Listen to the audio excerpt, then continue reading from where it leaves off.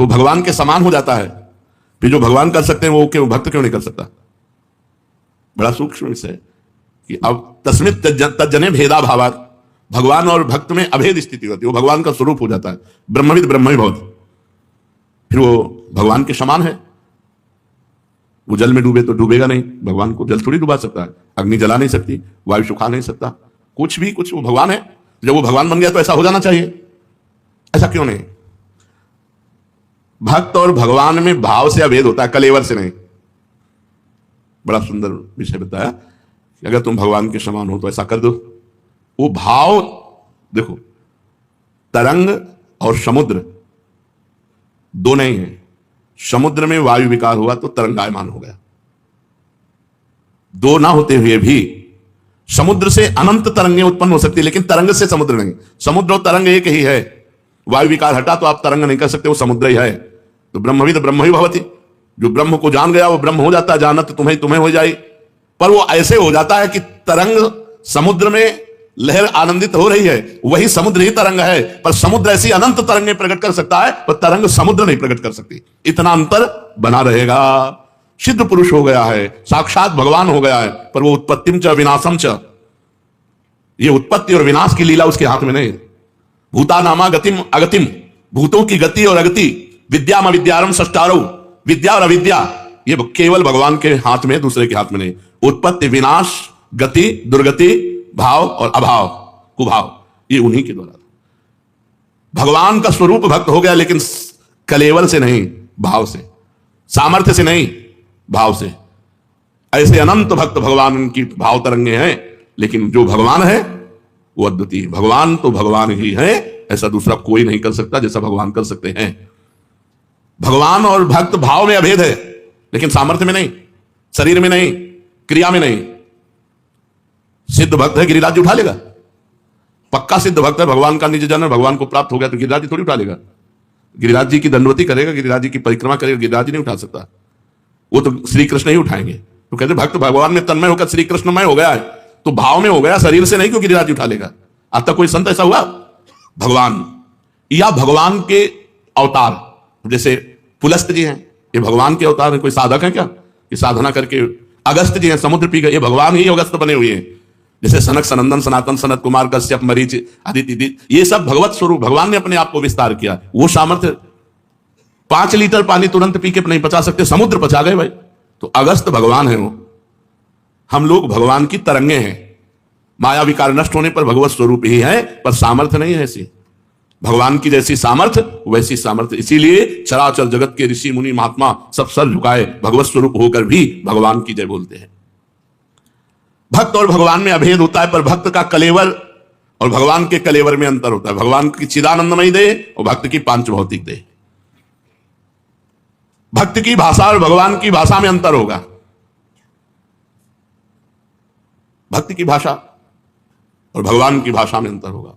भक्त के शरीर और भगवान के शरीर में अंतर होगा, और भक्त के कार्य क्षेत्र और भगवान के कार्य क्षेत्र में अंतर होगा। भक्त का कार्य क्षेत्र जितना सीमित है, लेकिन भगवान का कार्य क्षेत्र असीम अनंत ब्रह्मांड। एक रोम कूप में करोड़ करोड़ ब्रह्मांड ऐसे लगे हुए, जैसे गूलर के फल में, गूलर के पेड़ में जैसे फल लगे होते छोटे छोटे छोटे, ऐसे दिखरावा माते तीन अद्भुत रूप प्रचंड, रोम रोम प्रति लागे कोटि कोटि ब्रह्मांड। भगवान की, चलो दिन खत्म हो जाए, रात्रि हो जाए, है कोई ऐसा नहीं है। भगवान के विधान को टाल सके ऐसा कोई नहीं।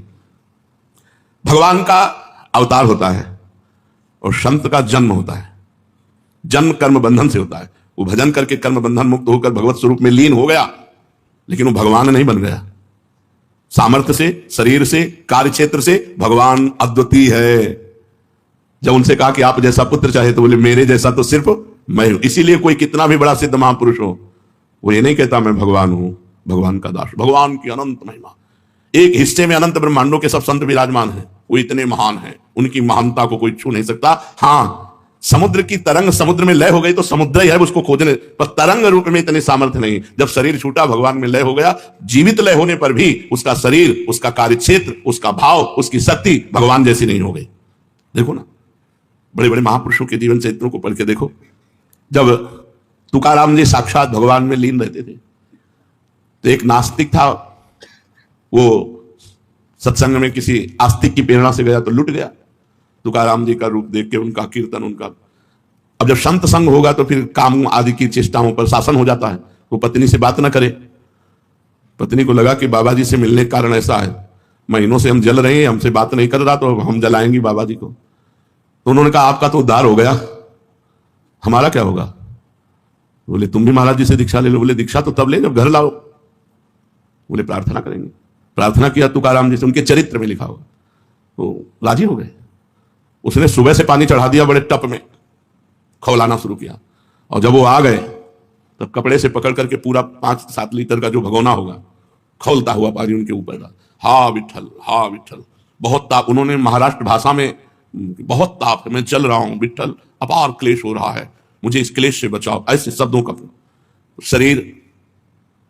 और भगवान जब ब्रजवासी और ब्रज की गौएं दावानल में फंसी, आकाश तक लपटे उठ रही थी ऐसी दावानल, पुकारा हे कृष्ण रक्षा करो, तो भगवान ने जानो क्या किया?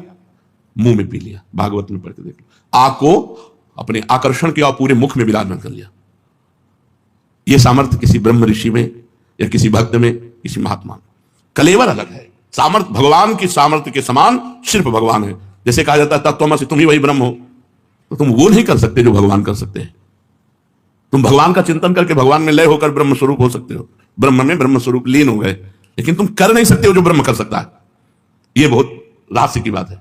भगवान का भजन करके भगवान में लीन हो सकते हो, लेकिन तुम भगवान बन के मनमानी भगवान नहीं कर, जो कर गए वो तुम नहीं कर। फिर गिरिराज जी उठाना पड़ेगा, फिर कालिया का विष पीना पड़ेगा उनकी महिमा को। तो इसीलिए यहां बहुत कार्य क्षेत्र भक्त का ही रहेगा, भगवान का कार्य क्षेत्र नहीं हो सकता। उत्पत्तिम च विनाशम च भूतानामा गतिम गतिम वेद विद्या अविद्यारम खट्टारो भगवान थी। ये भगवान के हाथ में है। विद्या अविद्या, गति अगति, और सृष्टि और प्रलय ये कोई नहीं कर सकता। तो हम किसी व्यक्ति को भगवान मानकर पूजते हैं तो क्या उचित है? बहुत पवित्र भाव, क्योंकि भगवान सर्वत्र है। अगर किसी व्यक्ति को आप भगवत स्थान में भाव करके पूजते हैं कि भगवान है अंदर विराजमान, तो बढ़िया भाव है। लेकिन हाड़ मांस का शरीर भगवान नहीं है, बस ध्यान रखना, क्योंकि फिर कुछ गलतियां शुरू हो जाएंगी। जो हाड़ मांस का गंदा शरीर है, इसमें भावना की जा सकती है कि इसमें भगवान विराजमान, लेकिन यह साक्षात भगवान है नहीं। ये मरेगा शरीर, ये जलेगा शरीर, उनमें भगवान विराजमान है।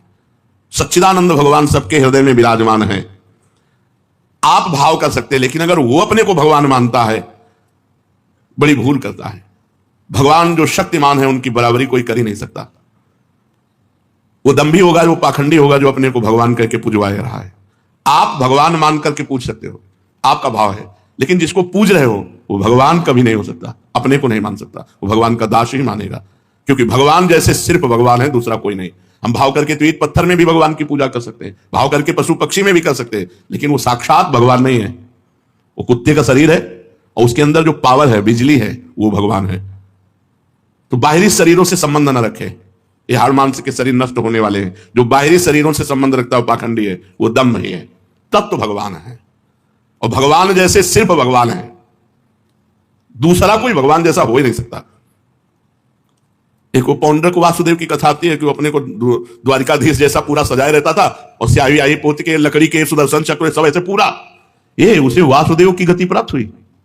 वो भगवान के सारूप्य मोक्ष को प्राप्त हुआ, लेकिन भगवान ने प्रगट में तो दंड दिया ना, तू भगवान नहीं मैं भगवान हूं, ले सुदर्शन चक्र।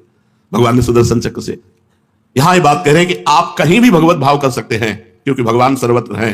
लेकिन कोई अपने को भगवान मान करके पूजाए कि मैं भगवान हूं, मैं तो सिर्फ भगवान भगवान है, दूसरा कोई भगवान नहीं हो सकता। इतनी सामर्थ्य किसी में नहीं है जो भगवान में है। अनंत सामर्थ्य भगवान में विराजमान। सामर्थ्य और भगवान की लीला का अनुकरण करने की सामर्थ्य, हाँ कुछ लीलाएं हैं जिनको गाकर अनुकरण करके हम भाव में तन्मय होते हैं। ये जो लोग गंदी प्रवृत्ति के हैं, वो भगवान की आड़ में अपनी वासनाओं की पूर्ति करते नहीं। रास का मतलब क्या है? रस स्वरूप ब्रह्म में विलसन, रस स्वरूप परमात्मा में स्थिति।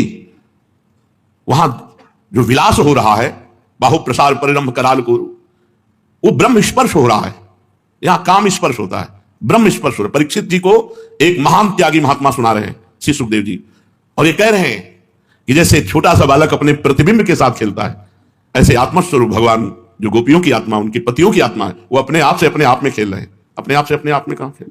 जितनी गोपी उतने श्री कृष्ण, और जो श्री कृष्ण का स्वरूप है वो केवल श्री कृष्ण का ही है। जो दिव्य विग्रह वो किसी का नहीं है। सब प्रद्युम्न शांबादि भगवान से ही प्रकट हुए थे, लेकिन सब कटे और यही शरीर छोड़ा, और भगवान दिव्य विमान पर बैठ करके सदे गए कि नहीं गए। 88 करोड़ यदुवंशी यही सब कटे। जो भागवत में था, प्रद्युम्न ने सांब को, सांब ने प्रद्युम्न को काट दिया, वही शरीर पूरा। और ये सब भगवत स्वरूप है, श्री कृष्णमय है। लेकिन श्री कृष्ण के दिव्य तनु और इनके तनु में अंतर है। श्री कृष्ण से ही प्रकट हुए। श्री कृष्ण जैसे तो सिर्फ श्री कृष्ण है, प्रभु जैसे तो सिर्फ प्रभु है। इसलिए मन वचन कर्म से संत संग के द्वारा हम केवल भगवान का आश्रय ले और खूब भगवान का नाम जप करें।